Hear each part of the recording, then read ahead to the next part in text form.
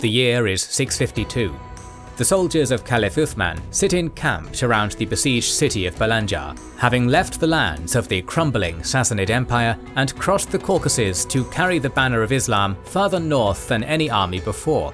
There is a cry as fleeing scouts are spotted in the distance. Close behind them, plumes of dust resolve into an advancing army of armoured horsemen. As it picks up speed, horns and the thrumming of ballistae sound from the city walls. Its defenders storm out to join their relief army on the battlefield. Today on Kings and Generals, we will explore the history of the mighty Khazar Khaganate and its wars with the Islamic caliphates. Much has been written of the conflicts between the Eastern Roman Empire and its Asian rival powers, the Sassanid Empire of Persia and the Arab caliphates. But throughout nearly the whole of these long struggles, a third major power lay to the north, less well remembered but a vital part of the history of Europe and Asia both. This was the Khazar Khaganate, a Turkic kingdom that never fully abandoned its nomadic origins, even as it established a wealthy, sophisticated kingdom recognized as an important regional power by its settled neighbors, and afforded all the respect of a fellow empire. The earliest recorded entrance of the Khazars into European history is possibly as part of the Hunnic Empire of Attila, with a tribe referred to by Roman diplomat and chronicler Priscius as the Akatsias, who were led by a chief called Caridach, listed among Attila's vassals in 448. The Romans approached Caridach with bribes as part of an effort to undermine Attila's confederation, but these efforts failed, with Caridach keeping the bribe but spurning Roman efforts to goad him into rebellion. Though the connection of these Akatsias to the later Khazars is disputed and far from definite, a later Arab account of the Khazar Khaganate does detail the social division between so-called Ak-Khazar and Kara-Khazar, or white and black Khazars, seemingly a division of social class, with the Ak-Khazar fitting the Akatsia name given by a diplomat who would only have been dealing with the elites and leadership.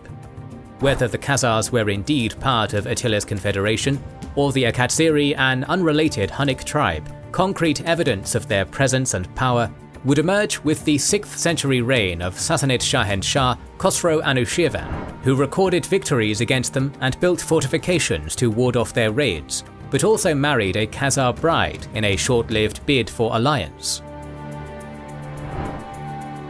The Western Turkic Khaganate, or Gökturks, took the place of Attila's Hunnic Empire between the mid-6th and mid-7th centuries, but even while subordinate to this new power, the Khazars loomed larger than before in accounts of the era, though the use of Khazar by many Roman sources to refer to the Turkic Khaganate as a whole makes some accounts difficult to attribute properly.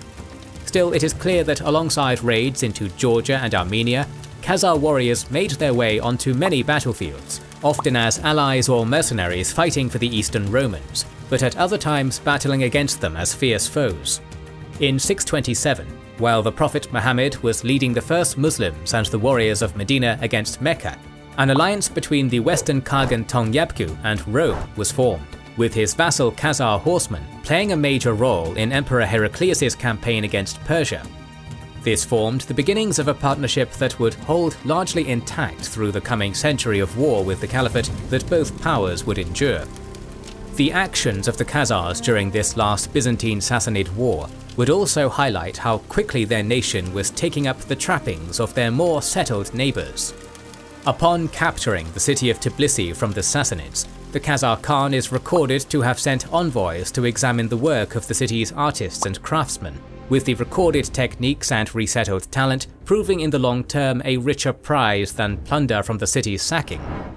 While this may instead refer to Tongyabku, as previously mentioned, the growing wealth and production base of the Khazars is also demonstrated by its armies, with consistent descriptions of well-armoured Khazar horsemen setting them apart from the nomadic light cavalry armies of their neighbours. Unfortunately, the collapse of the Sassanids would bring a new enemy to the Khazars' doorstep barely a decade later. The explosive period of Islamic expansion under Caliph Umar and the legendary general Khalid ibn al-Walid coincided with a period of similar turmoil and transformation in the steppes, with the Gökturks losing control of their western vassals as a result of their subjugation by Tang China, even as Arab armies were first reaching the Caucasus. The Khazars would thus quickly find themselves thrust into a conflict on multiple fronts, sucked into the power vacuum left by their diminished former overlord. 642 would be a pivotal year on both fronts, and see the Khazars meet both victory and defeat. Abd al-Rahman ibn Rabia led the first Arab attacks out of recently conquered Byzantine Syria and Persian Mesopotamia into the Caucasus Mountains, swiftly seizing Derbent and the extensive Sassanid fortifications guarding the route along the Caspian coast, called Bab el-Abwab, or the Gate of Gates, by the Arabs. Political power in the region was in a state of flux, as the empires that had long contested it reeled from their recent defeats. Armenia and Georgia seem to have been functionally independent at the time, not coming under formal Arab suzerainty for several more years, while the Dagestan region of the North Caucasus still hosted Persian governors left behind by the Sassanids, who were now paying their tribute to the Khazar Khagan. The Arab invasion would initially progress without resistance.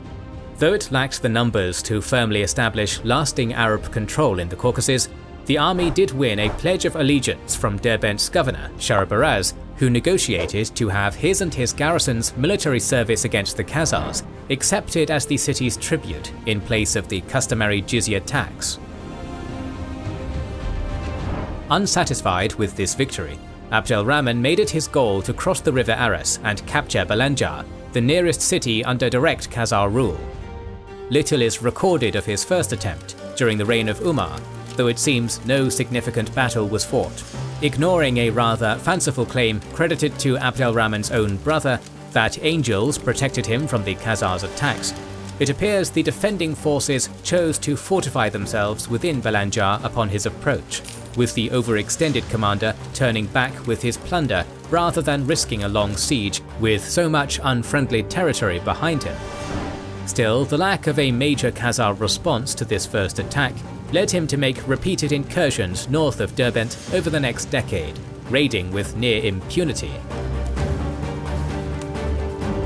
The reason the Khazars offered so little resistance against these initial Arab incursions was likely because they were tied up dealing with another rival in the west, the Bulgars of the Volga River, who had emerged as the other major competitor in the steppe power vacuum.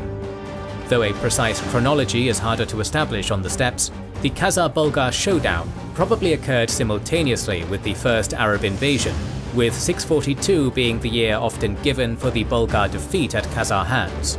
In the aftermath of the Khazar victory, a large exodus of Bulgars migrated westward, eventually establishing the Khanate and later the Kingdom of Bulgaria.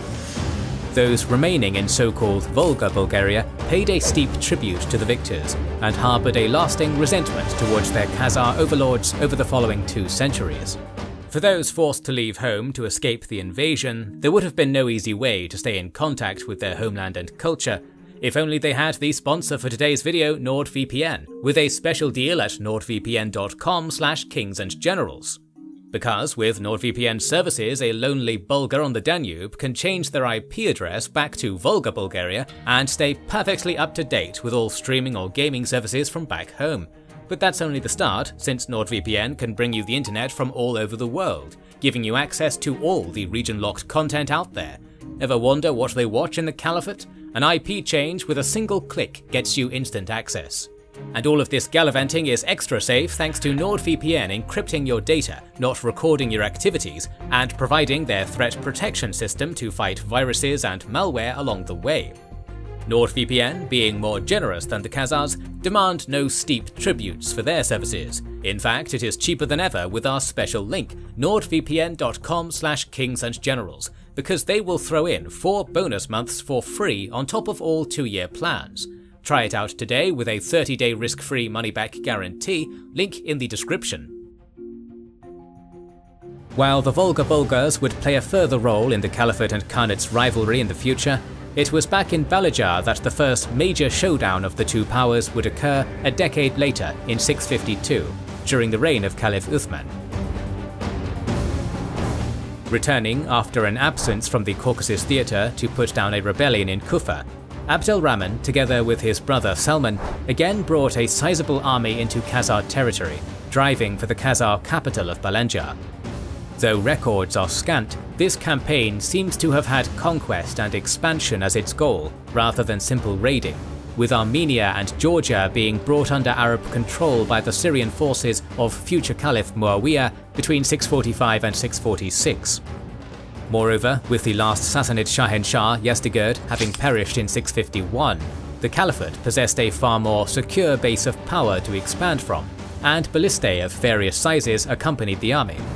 This time, however, the Khazars would not be content to hide behind Balanjar's walls. Resisting strongly with ballistae of their own, the Khazars also made use of sorties to enjoy a degree of initiative and mobility despite the state of siege. The exact timeline and length of the siege are unknown, but the contest would be decided in a pitched battle rather than the attrition of a long siege. The first clash was an ambush, with a party of Muslims being set upon by hidden Khazar archers outside the city walls.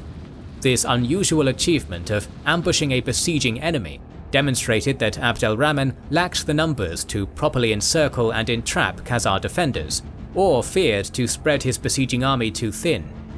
Though only a minor victory, it emboldened the Khazars to undertake repeated hit-and-run attacks over the following days, with the full force of the defenders surging out on the final day of battle to join a newly arriving relief army of horsemen. Attempting to rally his forces against this combined attack, Abd al-Rahman perished early in the battle, though to his army's credit this did not bring about a rout. His brother Salman took up the fallen standard alongside Abu Hurayya ibn al-Dossi, a companion of Muhammad much respected for his photographic memory, who had helped to record and transmit the Quran. This allowed much of the army to carry out a fighting retreat past Derbent to the safety of modern Baku. However, while complete disaster was averted, the Khazars had decisively won the day, inflicting terrible casualties and keeping the body of Abd al-Rahman as a trophy, with the Arab chroniclers even claiming it was used as a talisman to summon rain for decades to follow. After this crushing defeat, the two powers would have relative peace for nearly half a century, though the threat posed by the Khazars would still influence the Caliphate greatly. It is due largely to the Khazar menace that the lands of Armenia, Georgia and Caucasian Albania were ruled so indirectly. In return for holding the line against the northern nomads, these lands were allowed to keep their Christian nobility and power structures intact, despite their geographic closeness to the Umayyad Caliphate's Syrian core. They were not always successful in this. While the Caliphate was split apart by the Second Fitna, a Khazar invasion under the Khagan Busir would lay waste to these Caucasian client kingdoms in 685, claiming the life of Armenia's ruler Grigor Mamikonian. However, the victorious Khazars made no effort to hold any territory south of Derbent, or push on into Syria or Persia. The Khazars' modest expansion during this era was mostly westward, subduing groups such as the Alans and Magyars, but some of their most profitable victories would not come on the battlefield, but from playing the cutthroat game of Eastern Roman politics. In 698, the Khazars took in the deposed and exiled Emperor Justinian II, and arranged his marriage to Khagan Busir's sister, who, after her wedding, became known by the Christian name of Theodora. From intervening in Justinian's repeated loss and seizure of power, the Khazars would twice extort heavy tributes from Constantinople, and even take control of the Crimean Peninsula without risking a man on the battlefield. The first of these came in the form of an enormous bribe from Justinian's usurper Tiberius III to remain neutral and deny Justinian the army the Khazars had promised him. Years later, after Justinian's successful return to power with Bulgar rather than Khazar aid, the paranoid tyrant's expedition against his perceived enemies in Crimea drove the region's governor Bardanes to give his fealty to Khagan Busir for protection. Finally, when Bardanes was declared emperor in absentia by rebels against Justinian's rule, Busir collected a second ransom, simply to release the newly declared emperor to his supporters. Evidently, the promise of gold and territory clearly outweighed any loyalty Busir felt for his brother-in-law. Though the Romans and Khazars would remain loosely allied through most of this period, the Steppe Empire would prove as adept as the Caliphate in taking advantage of Constantinople's frequent civil strife, and also profited from its periodic bouts of persecution by accepting talented Jewish and heterodox Christian exiles into their relative haven of religious neutrality. Though the Khazar ruling class still held to their shamanic practices, missionaries, a policy of trade and immigration, allowed large Christian, Jewish and Muslim communities to thrive within the Khazar realm.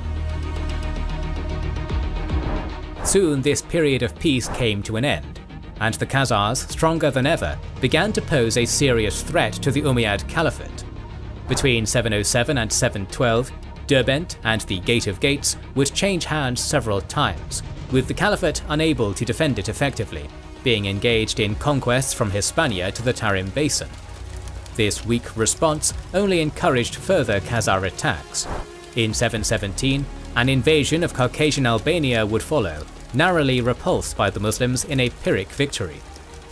This was followed up in 721 with an invasion of a 30,000-strong Khazar army into Armenia, the beginning of what is called the Second Arab-Khazar War.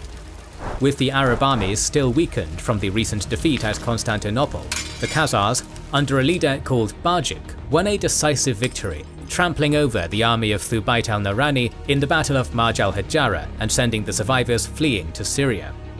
With the enemy dangerously close to the Umayyad core, a second army was assembled in 722 under the newly appointed governor of Armenia, Jarrah ibn Abdullah al-Hakami, and sent to dislodge the Khazars from their new conquests. Were the Arabs unable to stop the Khazar horde at this critical junction, a Khazar invasion of Syria could have followed, threatening to splinter the Umayyad Caliphate entirely. With the stakes high and their armies boasting similar strength, both Jarrah and Bajik approached the coming showdown with caution, the Khazars withdrawing close to the still Arab-held Gate of Gates to avoid fighting in hostile territory and allow easier reinforcement. Jarrah pursued slowly, gathering support from local tribes and nobles as he travelled, rather than rushing to a premature engagement. He would seize the advantage with a shrewd tactical decision after a morning crossing of the Kur River, a short distance from where the Khazars were encamped. Having discovered that one of the tribal leaders he had rallied was loyal to the Khazars, or at least hedging his bets by reporting his movements to the enemy, he ordered his army to make camp, declaring they would rest and reinforce for several days before pressing the attack. When night fell, however, he changed his orders, marching out immediately. As he suspected, the Khazars had been informed of his false intention to wait in place, and he was able to bypass his unprepared enemy to the security of Derbent without a battle, adding its garrison to his forces. The following day he flipped the script by continuing north into Khazar territory, destructively raiding and plundering as he went, and forcing what had just the previous day been an invading horde to make a frantic defense of its own lands. Though little detail remains of the engagement itself, this confusion and forced haste likely worked to Jarrah's advantage, and when Bajik's army caught it several days later, the Muslims defeated it utterly, seizing forts and plunder and pushing on to Balanjar, where their predecessors had been driven back some 70 years prior. Here, another fierce defense was mounted. Though the city's fortifications had fallen into disrepair, hundreds of wagons were drawn in a defensive circle on the high ground around still-standing towers, and arrows were showered on the advancing Arabs by the thousands until they were said to darken the sun. But with their morale bolstered by recent victory and Jarrah's speeches, the Muslim warriors braved the hail of arrows to sever the ropes connecting the wagons, sending them crashing down the hill or lighting them ablaze, finally forcing their way into the city after a day's heavy fighting and embarking on a slaughter of much of its population. From having so recently been poised to invade Syria itself, the Khazars' fortunes had been swiftly and shockingly reversed. And though Jarrah would not remain long in Dagestan, he would return with vast plunder and relocate entire towns worth of captives into the lands of the Caliphate. A lull in the fighting would follow, as the Khazars recovered, and the overstretched Arabs faced rebellion at home and defeat in far-off Transoxiana. But the Second Arab-Khazar War was still far from over. Join Kings and Generals again in the next video for the conclusion of the Second Arab-Khazar War. the surprising religious conversion of the Khaganate, and the entrance of the Rus into this clash of empires. This series will continue, so make sure you are subscribed and have pressed the bell button to see it. Please consider liking, commenting and sharing, it helps immensely. Our videos would be impossible without our kind patrons and YouTube channel members, whose ranks you can join via the links in the description to know our schedule, get early access to our videos, access our Discord and much more. This is the Kings and Generals channel, and we will catch you on the next one.